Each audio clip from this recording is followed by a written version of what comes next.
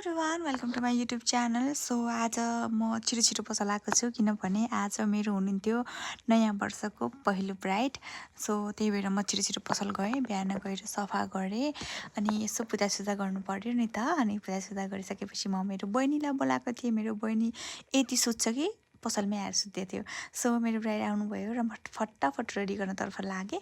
उहाँको कुनै रिक्वायरमेन्ट थिएन, एकदमै सिम्पल, एकदमै स्विट, एकदमै सोझो हुनुहुन्थ्यो। जे गर्दै पनि हस् हुन्छ ल भन्नुभएको थियो। अनि सिम्पल खालको त्यो कहिल्यै मेकअप नगर्नुभएको, हेभी नदेखोस् दिदी भन्नुभएको थियो। उहाँलाई चाहिँ उहाँको भाउजू लिएर आउनुभएको थियो। उहाँको भाउजू चाहिँ मेरो डेली कस्टमर हुनुहुन्छ, सधैँ आउनुहुन्छ मेरो पसलमा। सो मैले फटाफट लाएर रेडी गरिदिएँ। मेरो अरू पनि काम थियो, भिडियो लिन चाहिँ पाएन गाइज, काम गर्दाखेरि भिडियो लिने समय हुँदैन।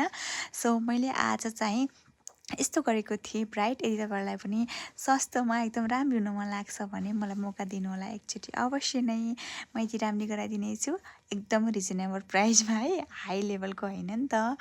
So thank you for watching. माया गरिदिनु होला, सपोर्ट गरिदिनु होला। यदि मन परेको छैन भने केही भन्नु छ भने कमेन्ट गरिदिनु होला। So by by, thank you.